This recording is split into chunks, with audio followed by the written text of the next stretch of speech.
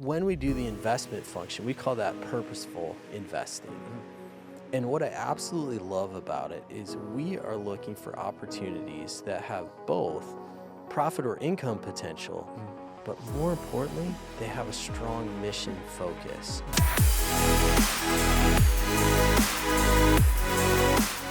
Welcome to the Build It to Billions podcast, where we got successful entrepreneurs and investors on their journey from millions to billions. And we believe that the key to scaling and compounding your wealth, faith, and life starts every single day with a mindset and practice of stewardship over ownership and applying billionaire biblical principles. Our ultimate goal is to help you compound your wealth and life so you can give more or all of it away to help MVPs.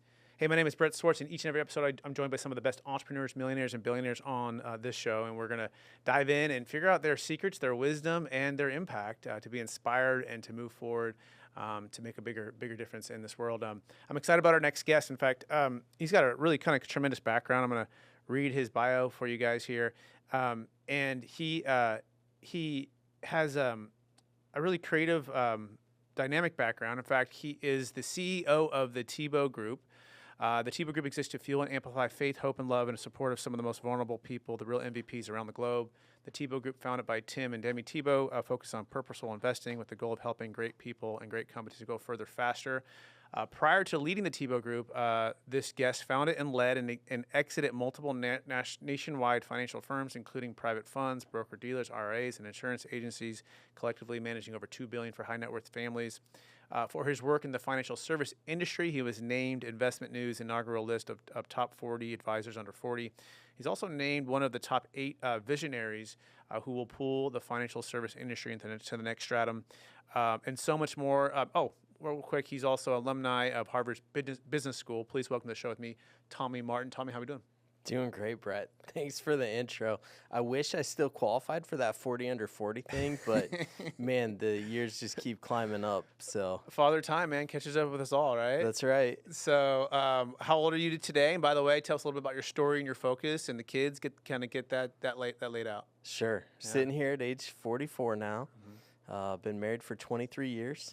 Met my wife my freshman year of college. Where'd you go to college?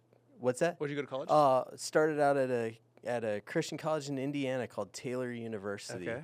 And I was, we had this thing called Spiritual Emphasis Week. And as a freshman, the way it worked was you had to go to chapel every day of the week. And it was the exact same speaker every day. So as a freshman, I thought that was cruel and unusual punishment. I'm like, it's the same speaker every day. Yeah. Well, I went.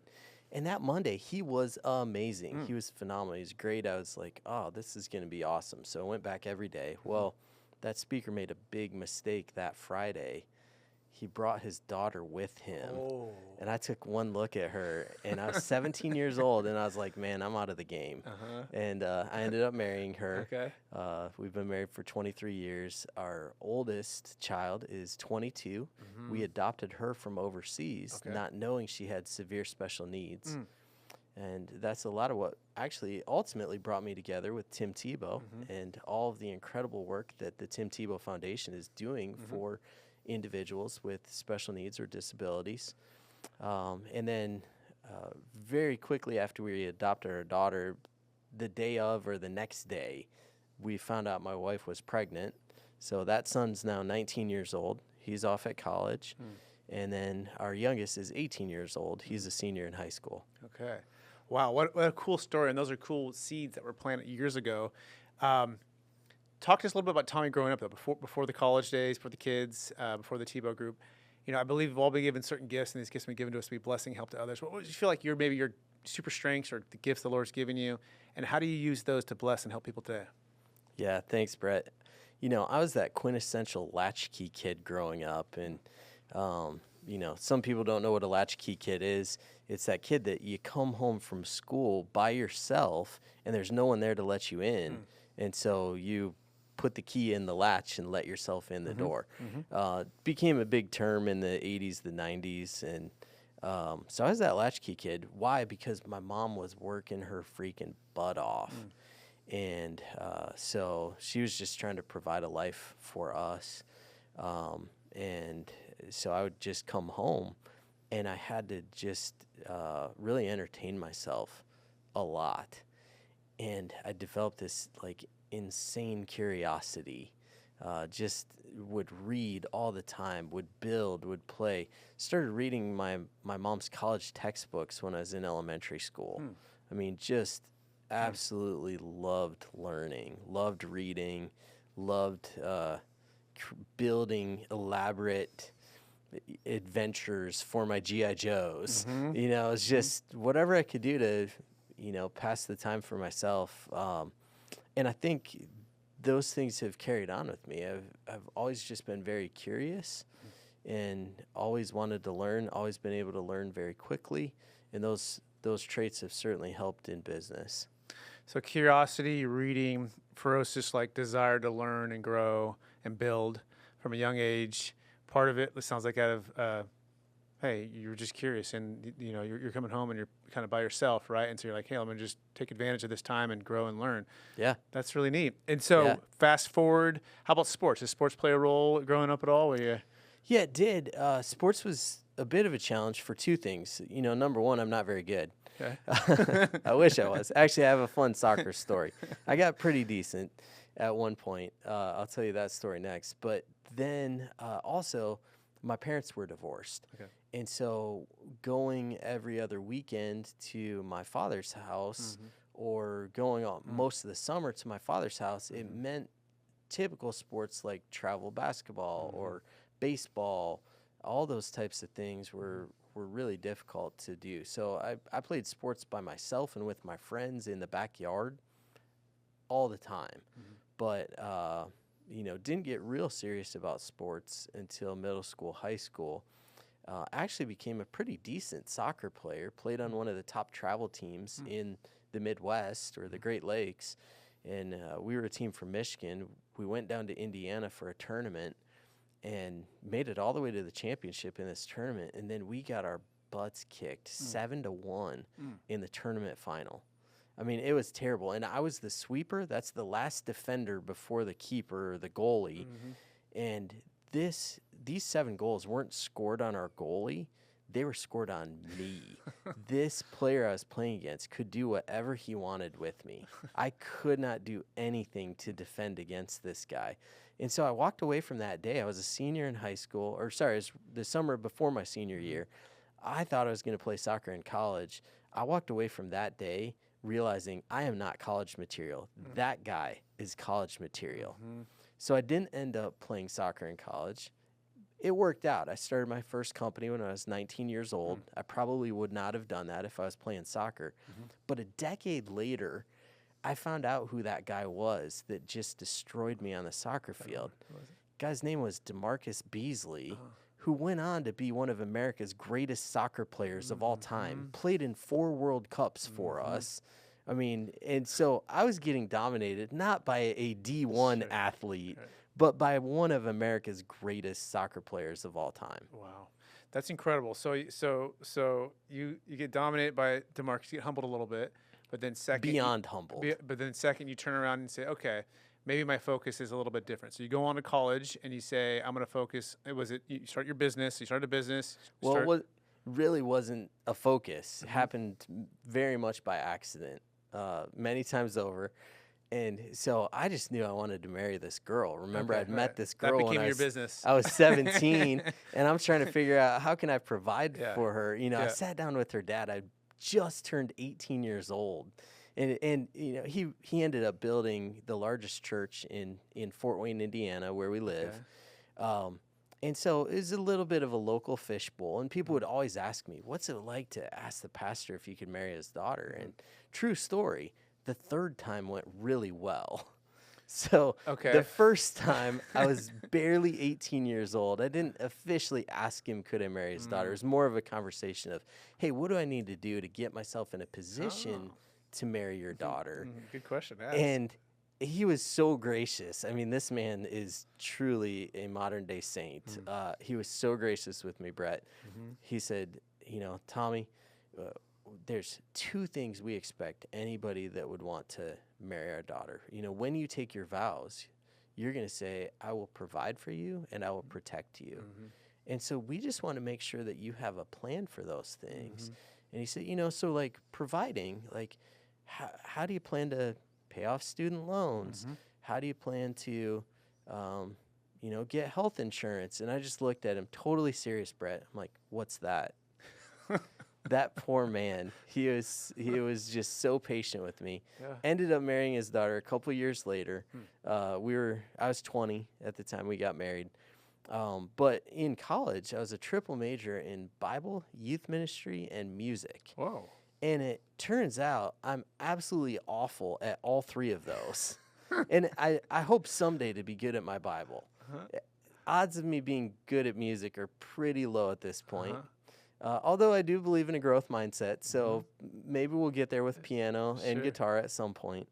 And then, youth ministry, I started out professionally in youth ministry, got burned out working with middle schoolers, but stayed on as a 20-year volunteer in our church with youth, and said I was going to put in my 20 years and then, take my pension, which was a little bracelet, like a jelly bracelet.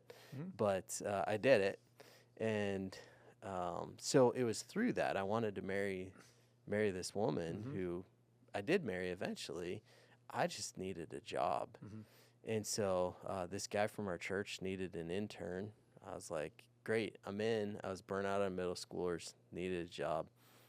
A few months into it, I realized he does this financial stuff. And so ended up falling in love with whatever this financial stuff was. We can get into that. And then through that, developed this entrepreneurial spirit. Again, just more of as a side hustle. Like, how can I generate a little extra cash? So ended up trying a few businesses. My first three went absolutely nowhere. And then my fourth ended up going nationwide like a rocket ship. And Let's start there, right? So the curiosity, the learning, all of a sudden you find something that's like this new world that you weren't sure about, or maybe even aware of. And then someone kind of starts to teach you, bring on your ring, get a little bit mentored by them, and you start to just say, oh my gosh, this is maybe my calling. Take us to the moment when you were like, this is my calling, this is why I was put on earth to do this. Yeah, I think, we're sitting down with a client at one point, and we're talking about their financial life. But through that, once they had shared their financial life, they were willing to talk about anything else in their life. So their marriage, their faith, their family, the things that I actually cared about talking about. And so what I realized in that moment was, oh, wow, if people will open up about their money, they'll open up about almost everything. And that was the light bulb moment for me. And I described that 25-year stint where I was a financial advisor. I described that stint really as a pastor in financial advisor's clothing, because I had the opportunity to talk with people at a level that most people will never get the opportunity to do. And it's just, I'm so grateful that people would trust me with kind of those innermost thoughts that they may not share with others. Really meant a lot. And it was a very fulfilling aspect of it. I think that's so key to talk and focus on for a minute. John Maxwell talks about how he shifted from full-time ministry as a pastor of a church to basically, they call it going secular, right, where he just focused on leadership and writing books, focused on, what's called the unchurched, if you will, right? Church and unchurched, but really just going from exclusively, Christian church to outside, and this transition that he had to go through. And he remember the calling that he felt towards that. And then now what's really cool is he's able to use the platform and use the good values and the leadership and the credibility that he's built over all these years and the Lord's blessed him with to be able to share the gospel, right? So talk about just that dynamic there where people can open up more, you can have a bigger impact in their lives, you can share with them, right? And even just the story of you coming to the Lord. I mean, was it something at a young age? Was it during college? Was it when you saw him met the girl, you're like, oh no, I got to be more like the dad? Like, what was your faith journey? Yeah, so for me, ultimately came to faith in Christ right before high school. I was starting to make some, really silly choices as a late middle schooler, and ended up going to a Christian camp in high school, something my dad had invited me to go to. Met these incredible friends that just cared about me in a way I'd never experienced previously from friends. And it changed everything. Absolutely changed everything. I ended up changing high schools. There's just a lot of things that went into it. But fell in love with my Bible, fell in love with youth ministry, fell in love with music, the things that turns out I'm not so great at.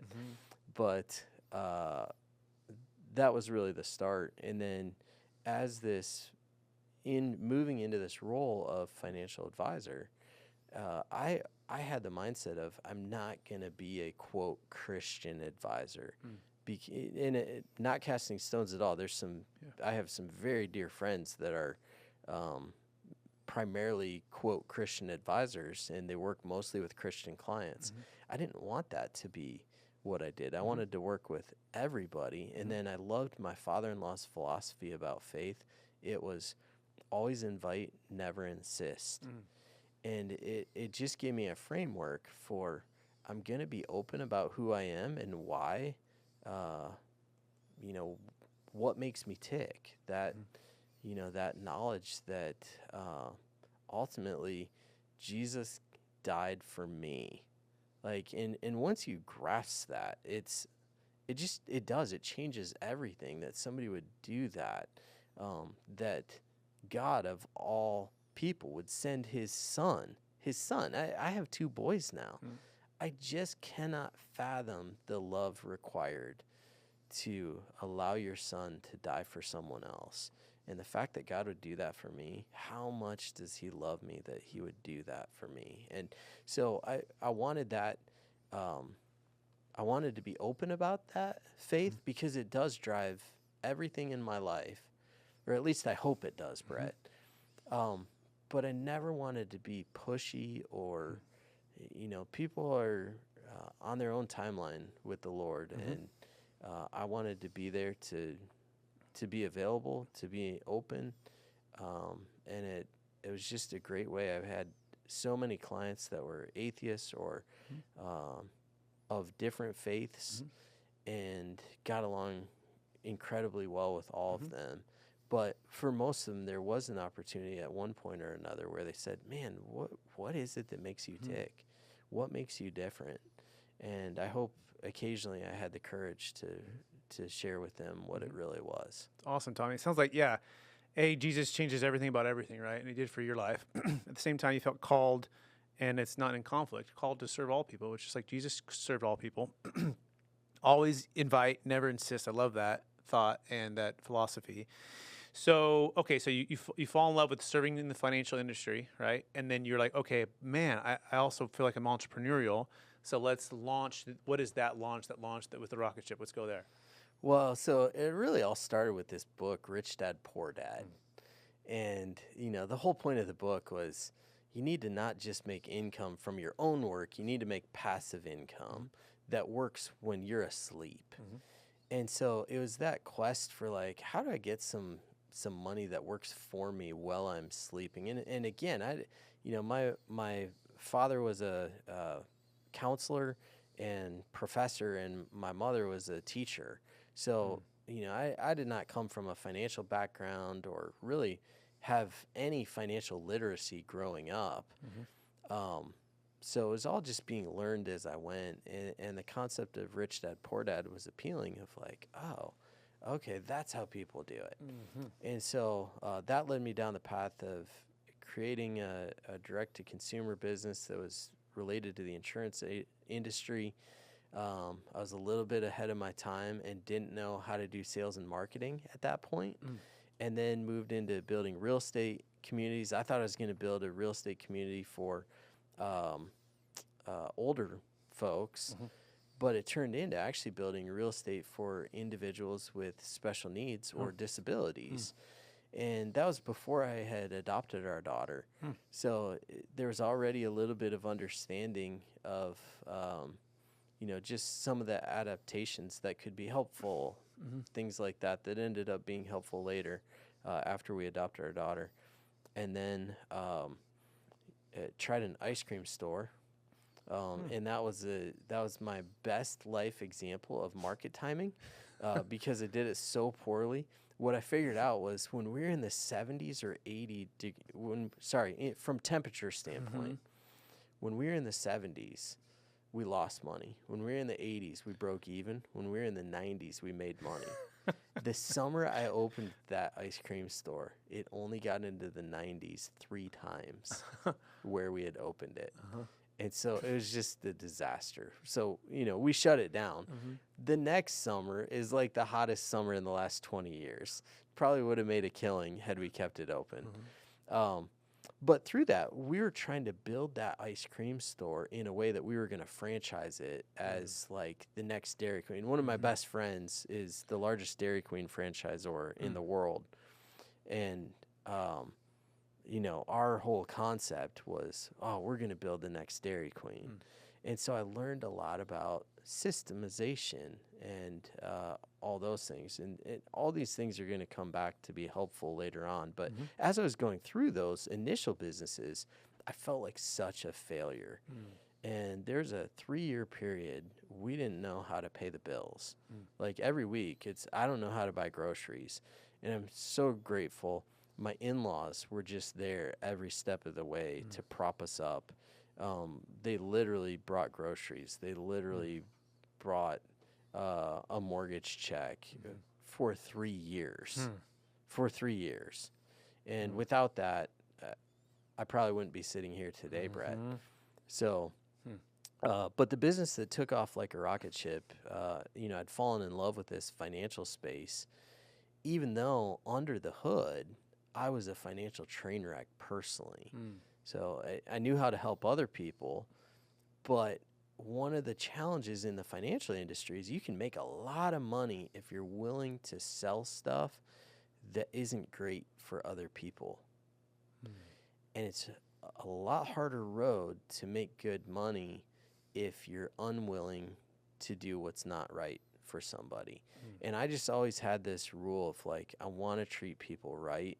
And my mentor in the financial industry, he always said to me, he's like, Tommy, just do the right thing for the client and the money will follow. Well, I just didn't understand that meant a 10-year journey before the money would follow. And so finally launched a financial firm with some colleagues from the industry that I knew, just young guys that were really hungry, really excited to grow something special. And we had a business decision to make. Where do we focus our energy? And most firms in the financial world, they make their money working with business owners because traditionally business owners have more resources than other people from a financial standpoint. Well, every firm we knew that was successful with business owners had been around for at least 30 years. Okay. And so we were like, man, we don't have 30 how do you break years in? to build a pipeline and then wait for people to start having their exit event. We weren't smart enough like you to really focus on that exit time period where, I mean, part of what I love that you do, Brett, is come in with these business owners and say, hey, when you do that exit, how about we make it so you can actually keep a lot more of that or give it to the things you're passionate about instead of just paying taxes that you're not required to pay. And you were a lot smarter than we were to focus at that exit moment. We were like, we're going to take the client on day one and grow with them for 25 years until they have that exit. We just thought that's not going to work. And so we decided to specialize and build a niche practice serving some of the leading doctors in the world. And it was just a business decision at the time. I didn't know hardly any doctors. But we believe from a business decision, it was a repeatable, scalable market. And we decided to burn the ships and build everything around doctors. And we ended up, instead of having just a normal financial firm like an Edward Jones or something like that, what we had felt a lot more like a sports agent for doctors. It was, we would go in, we would help with negotiating their contract with the hospital or the medical practice. We'd help them when they started looking at a private equity buyout. We would help them with their entire financial life, their taxes, their insurance, their investments, planning for the future, figuring out how much do I need to set aside for college for my children versus paying off student loans. all those things. We just developed this really rich expertise because we were so niched. And today, a lot of people in the financial world niche pretty deep. But at the time we were doing it, we hadn't seen anybody else go that deep. And so we were paving the way. The other two innovations we were bringing, at least we didn't know of others doing this. One was we were building out a franchise-like model in the financial world. And so going back to that failed ice cream store, it ended up being a massive help because we were one of the first firms to really centralize the day-to-day grind and allow the financial advisor to primarily be a relationship manager. And by doing that, by centralizing the investment process, the tax process, the insurance process, all those things, the estate planning process, building out financial plans, by centralizing all that, we allowed our advisors to go a lot faster and do what only they could do, which is get out there and build those relationships. So this is interesting, right? I heard a good quote by Rory Vade. He talks about you're most uniquely positioned to serve the person you once were, right? So thinking about where you were, right, and how you help the doctors, because a lot of doctors, they go to medical school, they don't go to business school, right?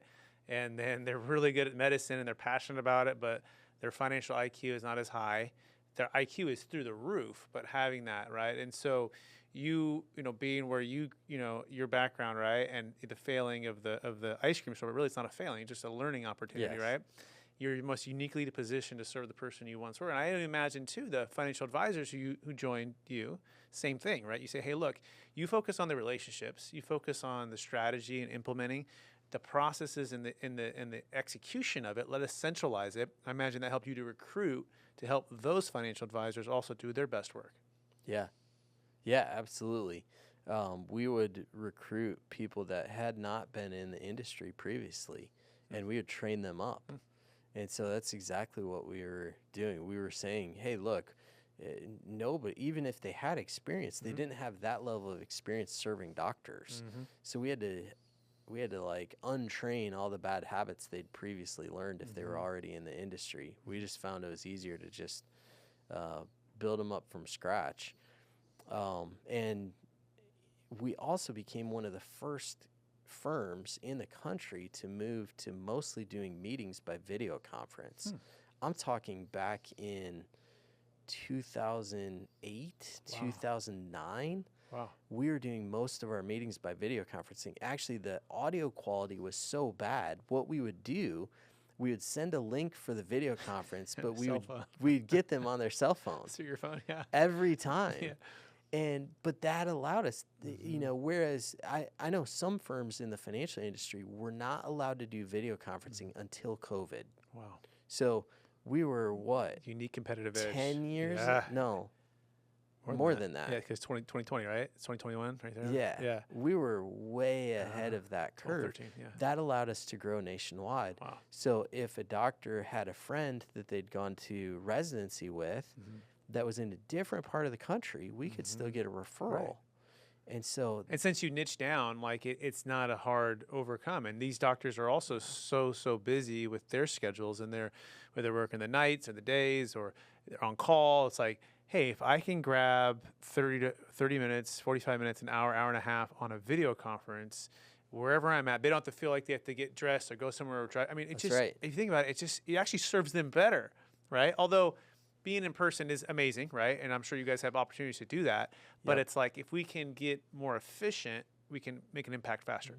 What we figured out was we could be about as 90% as effective over video conference compared to being in person. And what do I mean by effectiveness? Like the actual results of did that prospective client actually become a client?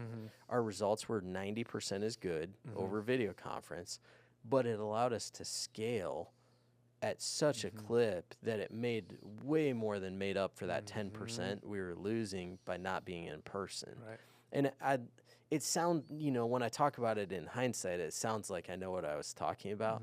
At the time we were doing it because we didn't want to have to fly all over the country. Right. We all had young kids. Yeah. And we were just like, man, there's got to be a better way where we don't have to fly everywhere. Right. So that's why we started doing the video conferencing. But it turned out to be ultimately better for us, for our children, for the business, and ultimately for the client, because once they got in that process, it was exactly what you're saying, Brett. They could just walk out of the OR operating room. For those of you not in the medical world, they could walk out of the operating room, jump on at the time it was like GoToMeeting or WebEx, and those have survived. Yeah.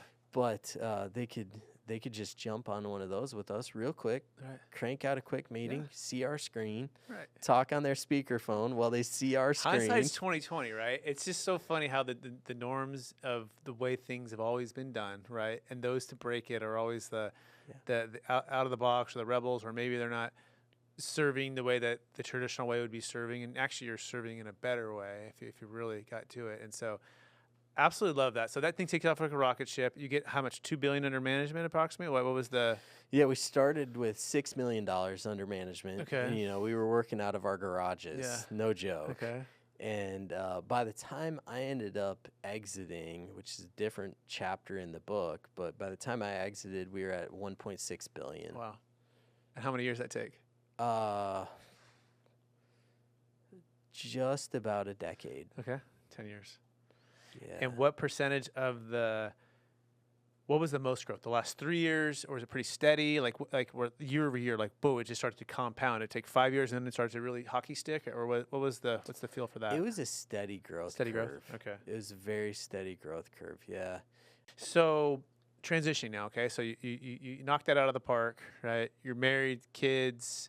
You talked about real estate piece of this. So is that during this, you're like, okay, I'm making all this money. I got to offset some of this tax by buying real estate and depreciating. Is that kind of the thought process there? Or how'd you get into real estate? That was a piece of it. I got into real estate because I read the Rich Dad Poor Dad book, okay, and it basically said, you should do real real estate. Yeah. And I did it, and Brett, I hated it. It was awful. And I'm not saying it's awful for everyone. And I invest in real estate today, but I actually do it through funds, specifically because I dislike it so much. And specifically what we're referring to is active management of the real estate and ownership of doing it yourself, right? Where, you're outside of your gifting and your calling, which was serving in the financial industry at this point, right? And all of a sudden it's becoming maybe this distraction over here. And you're like, is that, I don't want the words in your mouth, but is that what it was? It was the property management. It's the tenants not paying their rent this month. And I had such a huge heart. I'm like, oh, why not? Like, help me understand, and what's going on? How can we help them? And it was just, so I hated evicting people. Yep. Absolutely hated it. And really struggled with like how to do that with grace and in a way that's helpful for them, not harmful. But especially when there was a tenant that had small children. And again, from my background we didn't have a lot. So it was, I just didn't like it. And then we had some tenants that would cause some pretty significant damage to the properties. And, now all of a sudden, all the profits that we had are getting eradicated through damage and all those things. And I know there's a lot of great investors out there that do it really well. I just didn't want to be one of them. Right. Well, we're literally recording the podcast at DLP Capital, right? Who part of what they do is unlock freedom for people who are actively managing properties to go into funds, right? And to be able to increase their cash on cash returns without any of the headaches, right? That's like what they're amazing at. And they do it at scale, right? They're going to do a 300 or 400 unit apartment complex, right? And they're going to be able to like really like dial in the person who's passionate about serving that community and those tenants. And so it's about gifting. We all have different gifting, right? Different focuses. And so, so real estate is a part of it, but it's also helping you to get the acumen, but you're also going to go towards, and we'll kind of move into like you meeting Tim and like kind of all how the Lord puts all these things together, right? You start to build for your special needs, right? And then you have a special needs daughter, and then fast forward, take us to the point where, okay, you and Tim somehow get together. I don't know. How did that all happen? Let's talk about that. Well, it really started about a decade ago after I'd sold my side of the financial practice, had an exit, and now we're having to figure out what to do with ourselves. And I retired for 2 days, by the end of the second day, my wife was just pushing me out of the house saying, oh my gosh, you need purpose. Go do something meaningful. Yeah. And so I ended up spending 2 weeks just thinking about and praying about. She had asked me one of the most profound questions she could have possibly asked me. It was, what would need to change for you to keep working and loving it till you were 80? And I don't think she meant to be profound, but boy, that impacted me. So I thought about it, prayed about it for a couple weeks. I came back 2 weeks later, and I said 3 things. No more mean clients, no more neckties, and no more email. And she just looked at me. It's so funny, Brett. She's like, why haven't you been doing that sooner? And I was like, I don't know. I mean, she was so right. And so I did. I cut out mean clients, I cut out neckties, and I cut out email, and started to absolutely love work again. But at that time, we had also decided we did not need our own family foundation. We were very charitably inclined, had 5 things that we were wildly passionate about as a couple that we wanted to support.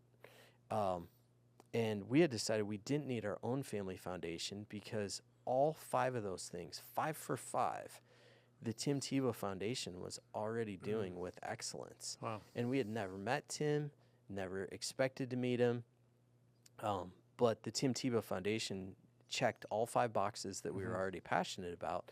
And the thing that we knew was it was Tim's desire to fully cover the administrative costs of the Tebow Foundation so that when there was outside donors like my family, that 100% of our dollars would go directly to serving some of the most vulnerable people around the globe, and frequently some of the most vulnerable children around the globe.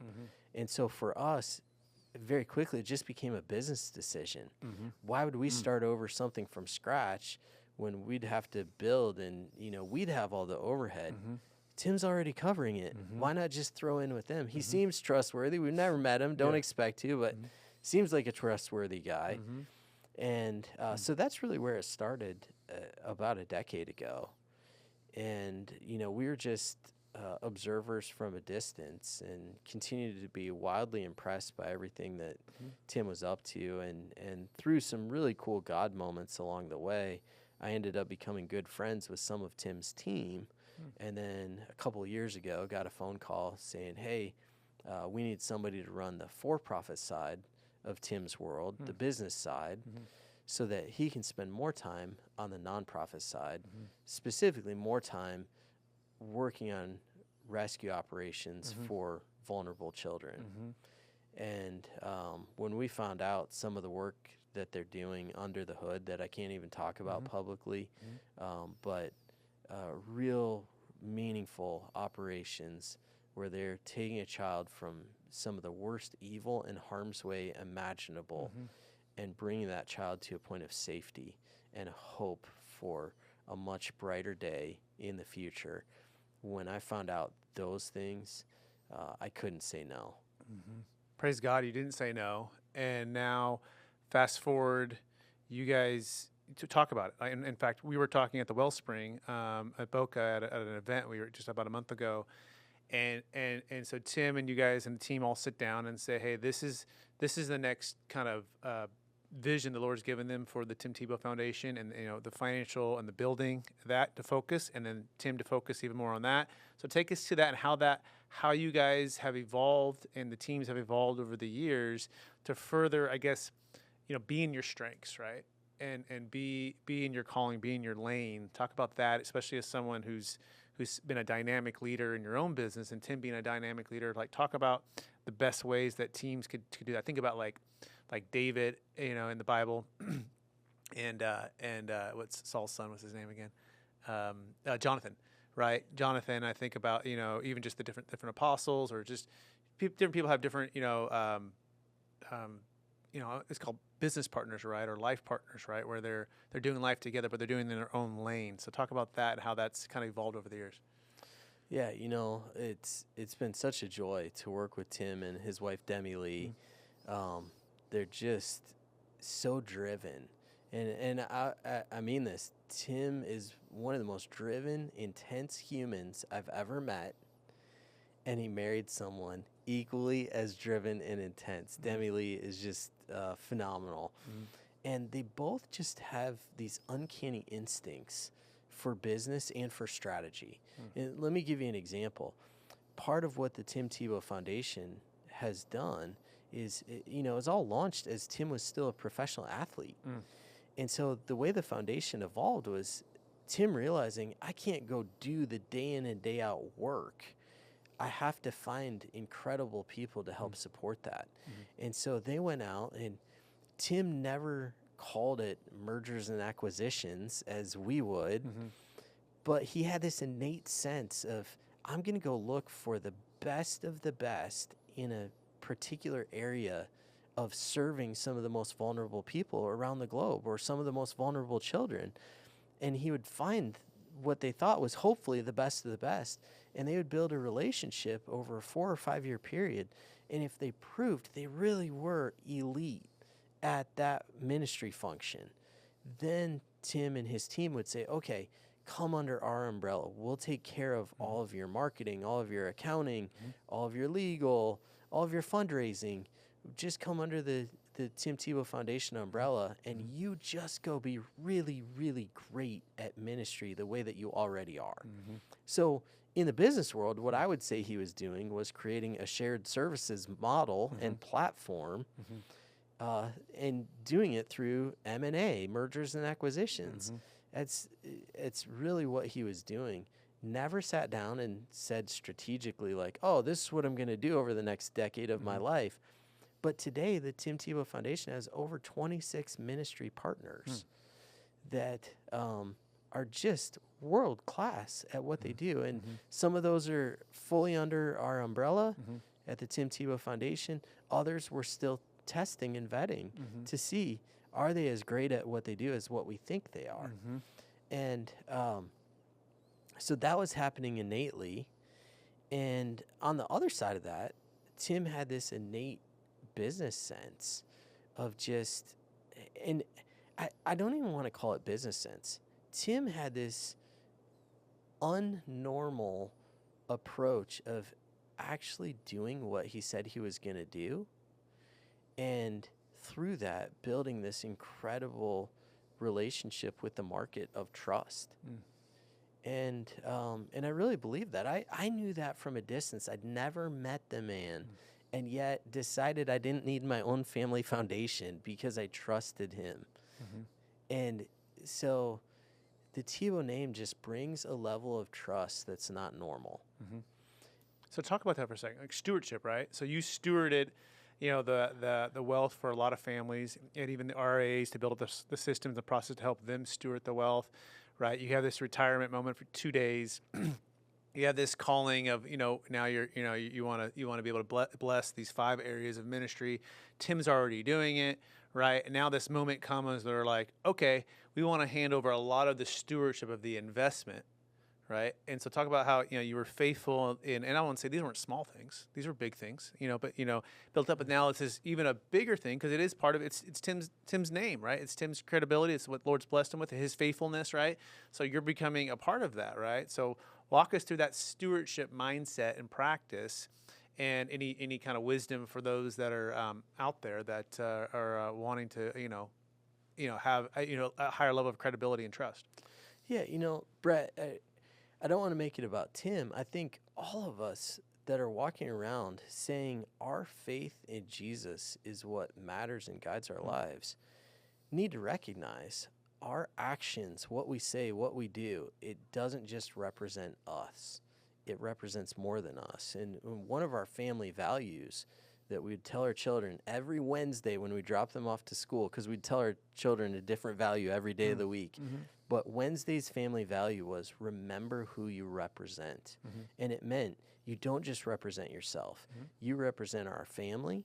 You represent our church. You represent Jesus. You represent your grandfather, who's this one of the most trusted men in our city because of his reputation for doing the right thing. And And so that's really the approach that I've tried to live my life. And that's the approach that we ask our team to live by as well. Look, it's not about Tim and Demi Lee. And they would say that before anyone. I just respect and appreciate their humility so much that they recognize, look, our platform comes from the Lord. We're here to steward it. And they do that so well. But that's what we want our team to understand. Look, it's not about us. You represent our team. You represent yourself. You represent your family. And it just impacts the way that you operate with everyone. I'm wearing, I don't know if anybody can see it, but those of you that are watching, you can see I'm wearing this sweatshirt today, and it says the Tebow Group. You better believe when I'm walking through the airport and I'm wearing that, I recognize I represent more than myself to everyone I'm encountering in this airport because I'm putting that name on my sweatshirt, but it's way bigger than that. Shouldn't we all be doing that every day with Jesus on our sweatshirt and realizing, no, we represent the King of Kings. Let's represent him with excellence.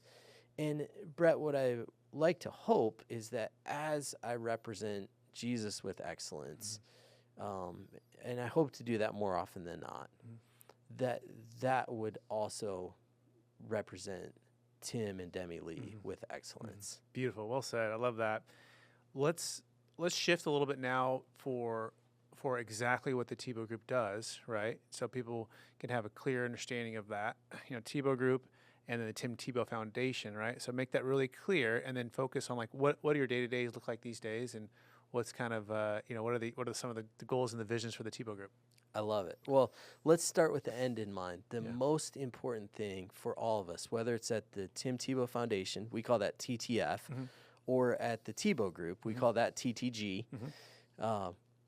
All of us, all of our team, I like to think the reason that we come to work in the morning is to serve some of the most vulnerable people around the globe.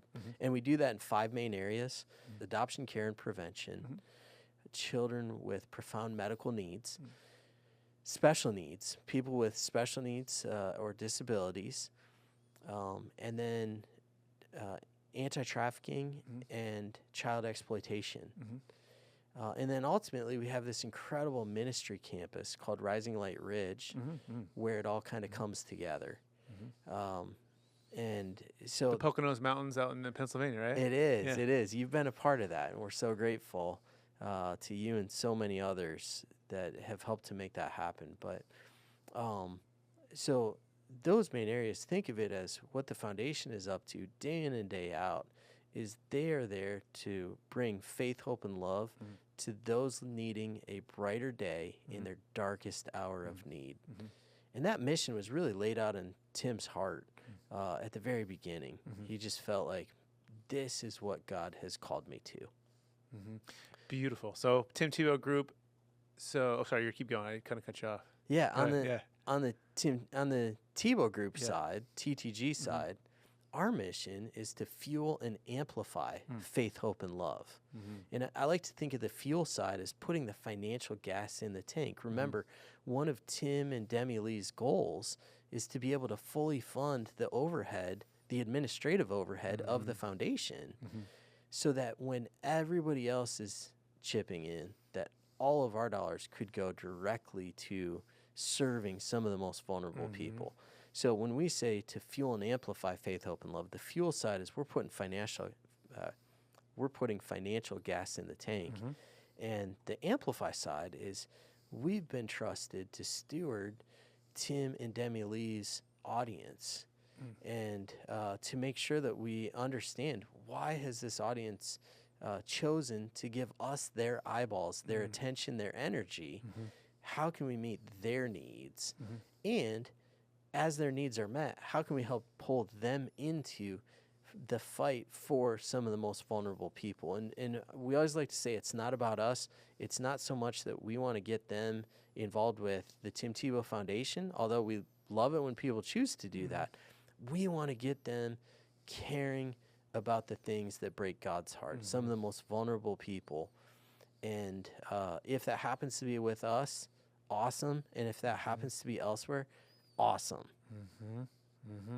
I love that. Care about what the things that break God's heart, and then steward the audience, right, for awareness and the opportunity to give, right, and to be a part of it. Kind of get back to where you're at when you had your exit, and you're saying, and you've been given to the Tim Tebow Foundation, right, and who's doing it with excellence, who's doing it with with the best of the best, stewardship of the capital, with the payment or the funding of the admin side covered, right? So that, to amplify, that's what you guys are focused on. So you guys are doing all the investments for Tim, your family office, his family office, and so are you bringing other capital, or walk through that, or like what does it look like day to day, for your guys' vision for the T group? What are you doing besides creating more wealth within that side?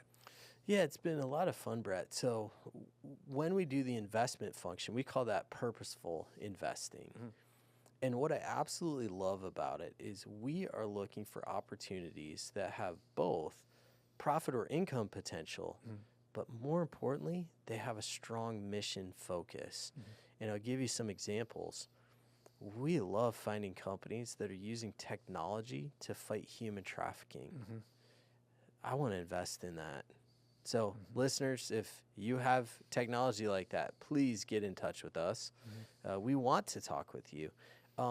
If I saw technology that was going to make life better for individuals with special needs or their families, I would want to look at that. And when I see opportunities that are moving the needle to share the good news about Jesus, I want to invest in those. And what I think is different, if you look at a lot of, quote, impact investing, a lot of it has been done on a concessionary basis. It's just a big word to me. People are doing it saying, I think my returns are going to be lower. I know I'm going to make less money because I care about something incredible. We are trying to say, I don't believe that thesis. My thesis, our thesis, is I think we can make a great profit that we can pour back into the fight.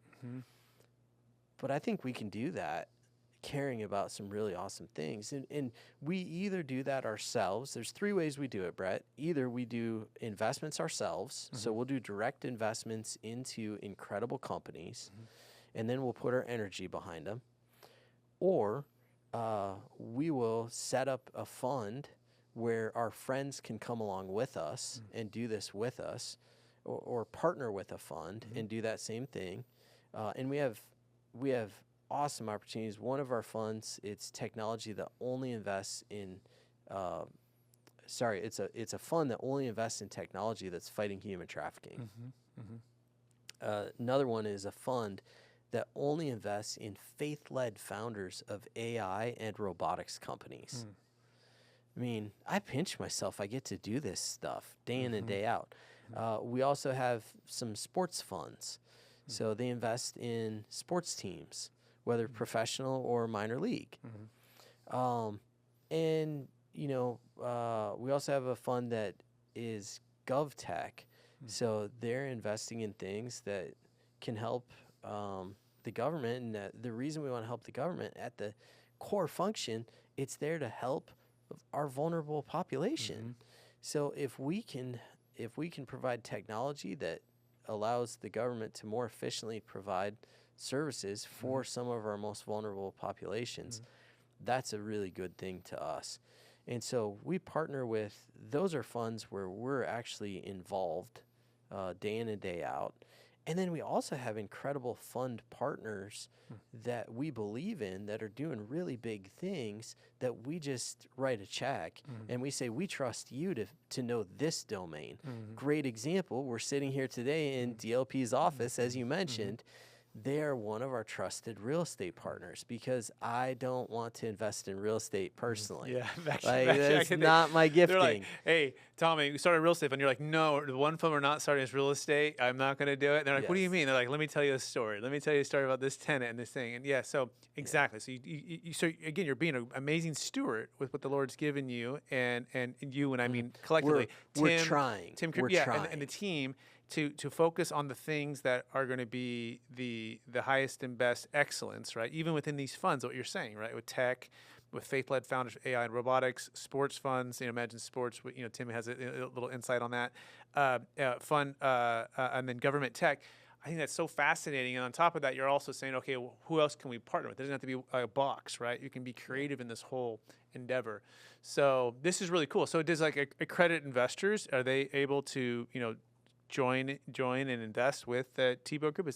Walk us through that? Like, how does that work? Our website, tebowgroup.com, will show listeners what we're up to if somebody wants to see if there's an appropriate investment for them. Hopefully they're talking with their advisors to make sure that it's the right fit for them. But if they want to explore that, that's a way they can get access to what we're up to and the partners we're working with. We try to do a pretty good job of getting them connected with what we think is best for them. And sometimes that ends up meaning they become part of the crew we roll with to do our investments with. That's fantastic. So let's shift a little bit to taxes. We're running out of time, right? I know we touch on that. So talk about capital gains tax a little bit, right? I mean, you exit your massive company, right? And you probably had other exits as well, and you've had other people have big exits. What has been the biggest frustration when it comes to capital gains tax planning and/or the exit, in your opinion? And maybe what are some of the key strategies that you've used to either for yourself or for others? Yeah, great question, Brett. And first, I think I want to back up because I think it's important people embrace a tax philosophy.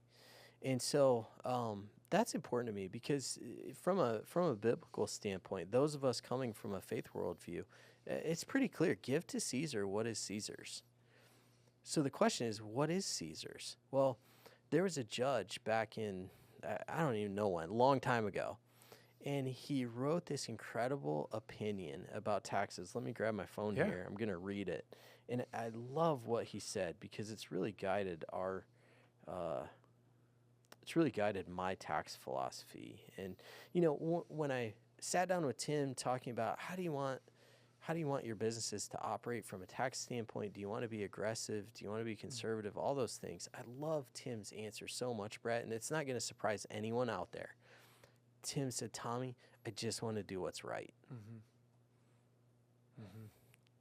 He makes my life so easy.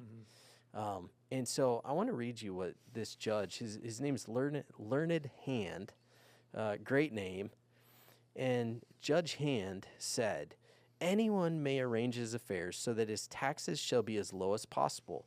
He is not bound to choose that pattern which best pays the treasury. There's not even a patriotic duty to increase one's taxes. Over and over again, the courts have said that there's nothing sinister in so arranging affairs as to keep taxes as low as possible. Everyone does it, rich and poor alike, and all do right. For nobody owes any public duty to pay more than the law demands. I thought that was so good, Brett. It really has informed my tax philosophy over the years. It helps define what is Caesar's if we want to do right. And I'll give you an example. When I violated that policy, and I feel really good about it, I had an opportunity because I was traveling so much as we were building this nationwide company. I had the opportunity to claim pretty much any state in the country as my personal residence. Well, that meant I could go to Tennessee, Texas, Florida, which all have no income taxes. And that would reduce my tax bill pretty significantly. As I thought about it, though, I have a special needs daughter receiving incredible care from our local school district. And so many other services that we're so grateful that our tax dollars contribute to. And even though legally I would have been fine to not pay state taxes in the state where I live, I just didn't feel good about it. And so we did the opposite. We decided we're going to pay more taxes than we're legally required to pay because we actually value and appreciate the services that are being provided. And I'm not saying everybody should do that, but I do just like to say, our taxes do a lot of really important things that we care about. And yes, is there a ton of waste and inefficiency? Of course. Um, but with that backdrop of a philosophy, one of the things that I'm constantly thinking about is what are tax effective strategies that we can utilize. And obviously, Brett, that's what your business does so well. If somebody's thinking about exiting a company, your company comes in and helps show them, hey, these are ways you can do that a lot more efficiently. And so you can actually have the dollars go to what you want them to go to. And I think that's brilliant. I think it's the way to go. For me, what I think about a lot is after you've had that exit, now what are new strategies we can continue to deploy to grow those dollars on a tax advantage basis? And nothing I'm about to say do I mean as tax advice. Like, please go talk to your own CPA. Make sure you vet this out with them. But some of the things I get really excited about, two things. One is what's called Section 1202, which I was in the investment world for over 20 years, and I'd never heard about this thing. And what Section 1202 is, it's all about qualified small business stock. And as you invest in companies that have the potential to change the world, so usually these are what we'd call venture capital type companies, smaller tech startups typically. If you do it wisely, that investment can grow up to 10x or $10 million, whichever's greater, totally tax-free. And I don't know why nobody's talking about this, because the whole point of the legislation was America thinks it's good if we build and become innovators in America. Imagine that. There's a reason most of the massive technology developments of the last 20 years have happened here in America. And we've said that's good for business. Let's incentivize them that. to keep these poor fuel on fire. Yeah. Yes. Yeah. So up to 10x or $10 million, whichever is greater. When have you ever heard about a tax thing that it says whichever is greater in favor of the client? Right. I mean, it's just some of the most generous tax legislation that we have. And it just requires a few simple things: that you're investing in a U.S. company that's a C Corp or an LLC taxed as a C Corp. It has to have less than $50 million in assets. And you got to hold it for 5 years or more. So think of like a normal capital gain as a 1-year hold. This is a 5-year hold. And if all those boxes are checked, then when you go sell this thing, again, 10x or $10 million, whichever's bigger, you get to keep tax-free. It's incredible. Yeah, it's incredible. And the key is that planning, right? And making sure that you're A, awareness, and B, planning, and you have everything in order, and working with professionals that are aware of this and have executed it, right? Yeah. I think where people get in trouble is they don't plan, and they don't think. They're so busy building the business or the real estate or investing in the Bitcoin, and it's just all going, although that wouldn't qualify for this type of thing. But whatever it is, and you're going to exit, and then you have this massive tax. Yes. And so the planning, the preparation, having the team in place, so important. Do you want to finish the thought on 1202? Yeah, just the last thought is I love sharing this story, Brett, because somebody out there listening is holding on to an investment they made. They're already eligible for this, and they're just now hearing about it. Here's the beautiful news. This is not one where you had to pre-file for it 5 years ago or 7 years ago. The time you document this ultimately is at the exit of that position or that investment. So yes, they're going to need to do some back work to make sure they can validate, was this company a C Corp? Have I held it for 5 years? All those types of things. But somebody out there listening just found out that they're going to be able to grow $10 million of an investment tax-free. And the only thing I would ask, I hope you would consider getting in the fight with some of those dollars for some of the most vulnerable people out there. And that's basically the theme of this podcast and why we named it Investing for MVPs, right? So the ability to multiply that wealth and to multiply freedom and impact to serve and bless MVPs. Give more, all of it away is the entire part of Built to Billions podcast.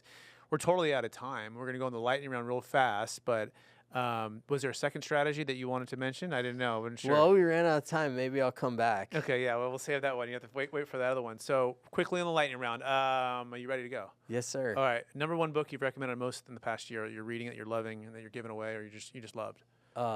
The Mission Possible devotional.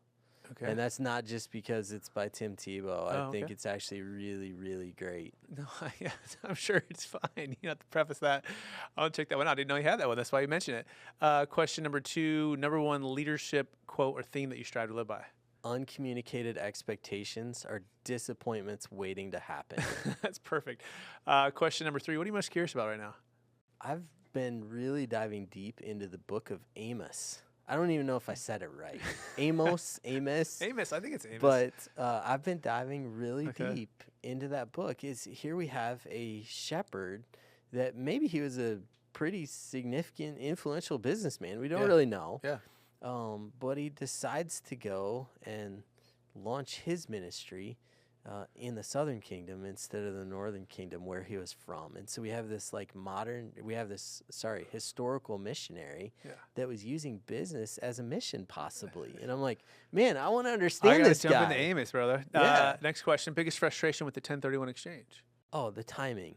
Yeah. Every time I've tried to actually execute one of these things, Brett, the timing has just been a disaster of finding the replacement property. It's like it never matches up. Either we have the replacement property, but we're not ready to sell quite yet, and then we're trying to figure out, and every time I'll go talk to the experts about a reverse, or we're sold and we haven't found the replacement property yet, and then I got to go talk to the experts and figure out like what's our option if we haven't found it yet. And yeah, I feel like it's a moving target. That's why we offer the best 1031 exit plan. So you have both options of a regular 1031, or you can solve it with a deferred sales trust to save into it. But yeah, those are some of the biggest ones. They're so frustrating. Last question, and this will wrap up the show. And first of all, thank you for being on the show. Thank you for sharing your gifts and your talents, your wisdom with us. Thank you for fighting the good fight. Thank you for the Lord's guidance and being faithful in all these years. And thank you for fighting for MVPs, right? But this is the last question. How do you best stay centered in your values and encourage to charge forward every time you conquer kind of a new mountain here to keep going? I married a rock star who keeps me humble more often than not. She's just so good at keeping me centered on what matters most, Brett. I would be a very different man without her. We'll keep serving her and keep listening to her, and I think you'll be in good hands, my friend. Tommy Martin, thank you for being on the show. Thank you for sharing your wisdom. Thanks for having me. Thank you. God bless you. Also want to thank all of our listeners for listening to another episode of the Build It to Billions podcast. Again, we're here on this journey to scale from millions to billions so we can give more, all of it away. And we want to encourage you to do the same thing. Like Tommy said, you have a massive exit. Look at 1202. You have a massive passion. Give now. Figure out ways to give in an efficient way with tax. And ultimately, do what the Lord's calling you to do for your life. We want to encourage everyone to do that, take action. So appreciate everyone watching today. Please rate, review, subscribe, share this with someone it can make a big impact for, and we'll talk to you all again real soon. Bye now.